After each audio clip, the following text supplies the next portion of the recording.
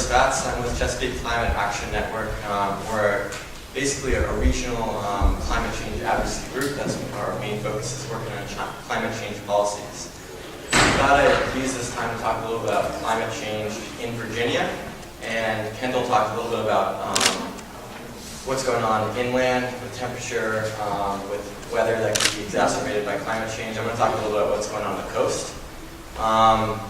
And I think I'm going to first start by thinking back to 2014 and how great things went that year in terms of moving things forward. We had 400,000 people out on the streets September 21st in New York City for the People's Climate March.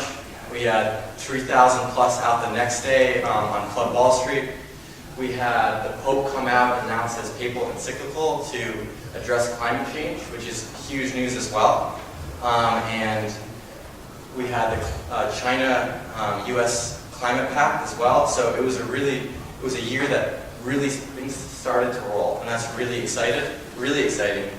And I think in 2015 it's going to be a challenge because of the political situation, but we need to use this momentum and keep us moving forward.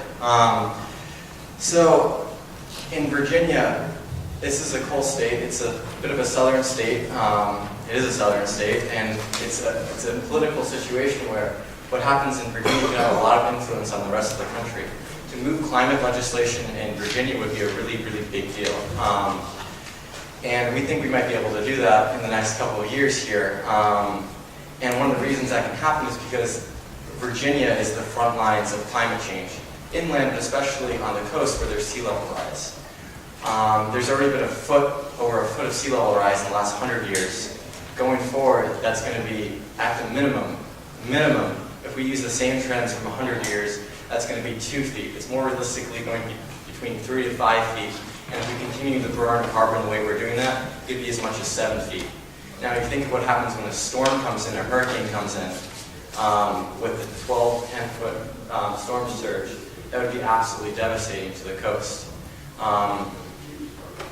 There's so much industry along the coast, military industry, the naval bases, there's exporting facilities, there's tourism. That's so important for the state. That needs to be protected, and it's going to be incredibly expensive to do that. One of the ways we think we might be able to do that is through a bill that a bunch of organizations in Virginia have sponsored, and that's called the Virginia Coastal Protection Act, and that's what we're going to be really pushing forward in our Safe Coast Act in the next 2 years. That bill would ask Virginia's General Assembly to introduce Virginia into the Regional Greenhouse Gas Initiative.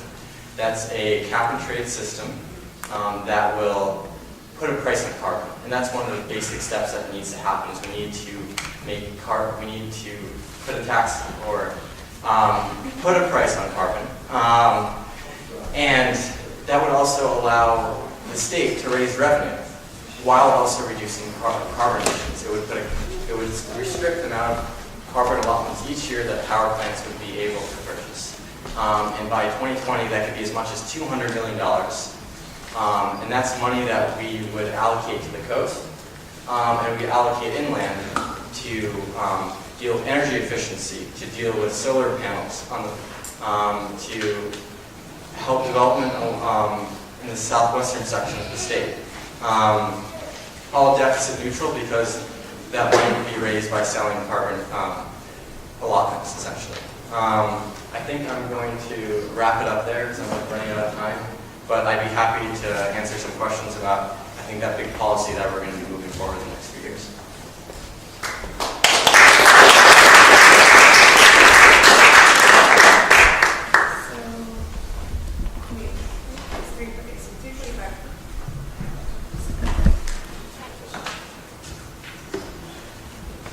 I would like to save like 5 minutes at the end, maybe. I think I want to go into question and answer. And again, I'm going to remind everyone to try to keep it to questions about what the panelists are here to talk about, because they took time out of their day to be here. But I think it would be really helpful to have about 5 minutes to maybe, I don't know if you're familiar with the term popcorning, but it just means everybody can shout stuff out. To talk about our fears around this stuff a little bit and sort of sharing that with each other. There's a new psychological phenomenon called environmental first one, why is there no contact information for the panelists? So for folks who would like to follow up and additional information, I think that's very crucial. That is in Louisa, and so we are working on it. We do seem to have a problem with the media actually covering it for us. Every year I have been involved in holding on the anniversary of Fukushima, a demonstration at Dominion headquarters downtown. But it's like everything, it's just trying to get the media's attention. We will be putting out a press release in the next few days prior to the General Assembly coming up, talking about North Anna Unit 3, and also, like I said, going further into trying to get people on board. I mean, that's why a lot of these issues have to be done grassroots, one-on-one, and people passing on the information, because major media ignores us. And if you write to the paper, they don't print it. I mean, you'll notice in the last few times North Anna's been offline, I was screaming for 9 days, why is North Anna Unit 1 offline, just 2 weeks ago? And then finally the paper prints something and says, oh, well, it's coming back online. I said, wait a minute, y'all never told us it was off. So I'm just saying the newspaper and the TV, they really do ignore us. And so this is definitely a grassroots movement, and we're going to have to share with our neighbors, with our friends, and get all on board to let our legislators know, but also Dominion. You know, so, but yeah, we are planning things. Please do. If you do Facebook, we will have a website you'll be able to go to as well to give you more information. I know the Richmond Times-Dispatch is lacking when it comes to publishing letters, but I did want to remind you all, you can submit letters to other state newspapers. The Virginia Pilot out of the Tidewater area has been pretty good, and the Roanoke Times has actually been really good about publishing environmentally friendly letters and doing a good job with that. And if they are published, then sometimes VPAP, are you all familiar with VPAP? The Virginia Public Access Project. So it's vpap.org, and they have a daily newsletter that they usually send out, and sometimes they'll get picked up with that. And the legislators pay attention to that. So you know, go ahead and submit to the Richmond Times, but remember there's other ways that you can get published and get the word out. And it is very alarming, and the public deserves to know. We had someone over here. I think we have somebody first.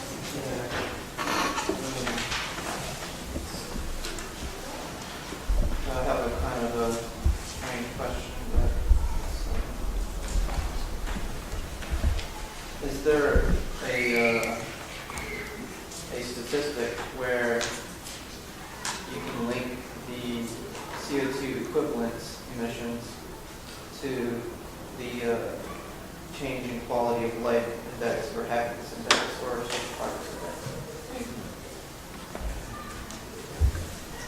I haven't heard of anything like that. But that would be very interesting. So I'll have to do a little bit of research and digging around among my contacts to see if that's been done yet. But I can give you my card. And by the way, I do have cards. We all have cards up here. So if you'd like more information from us, Sir, did you need contact information?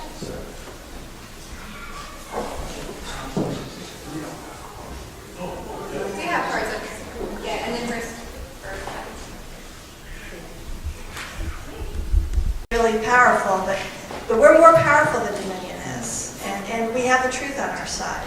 But I mean, yeah, there's civil disobedience and things like that, but I don't think it's necessary. I feel really good that we're going to be Show up. We need to show up. And so what really scares me about it is that after it, I mean, it cracked the memorial or whatever it was. And this is the first time I'm finding out where that quake came from. That's what scares me. The news covered it for weeks, but I still didn't know where it came. They didn't know where it came from. And I knew that they did, but this is the first time I'm hearing about this. And I think it behooves us to realize that we live in a corporatocracy. That's not just a catchphrase. I mean, it's our reality, because the newspapers are corporations. And that's why we don't hear about things, because the powers that be don't want us to know it, obviously, right? So I'm thinking about what they were saying. Is there a way to do it outside?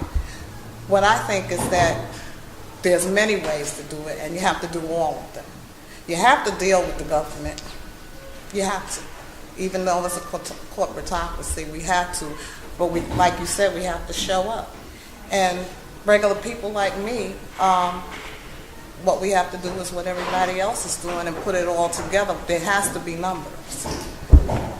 And we will be heard. Well, that's why, And so what really scares me about it is that after it, it cracked the memorial or whatever it was. And this is the first time I'm finding out where that quake came from. That's what scares me. The news covered it for weeks, but I still didn't know where it came. They didn't know where it came from. And I knew that they did, but this is the first time I'm hearing about this. And I think it behooves us to realize that we live in a corporatocracy. That's not just a catchphrase.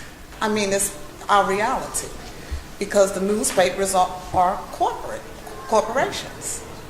And that's why we don't hear about things, because the powers that be don't want us to know it, obviously, right? So I'm thinking about what they were saying. Is there a way to do it outside? What I think is that there's many ways to do it, and you have to do all of them. You have to deal with the government.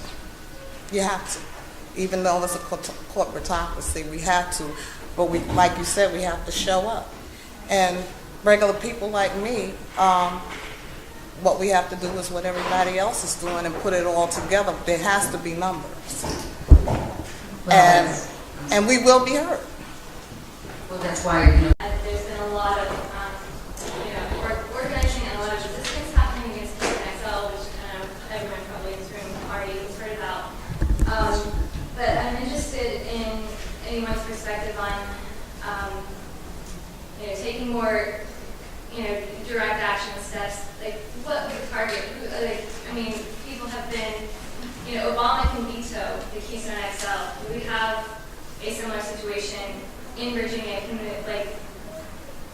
McAuliffe is already approved, has kind of come out of favor of it. But what would be, given this political climate, what would be The governor can't approve it. It's the Federal Energy Regulatory Commission, FERC.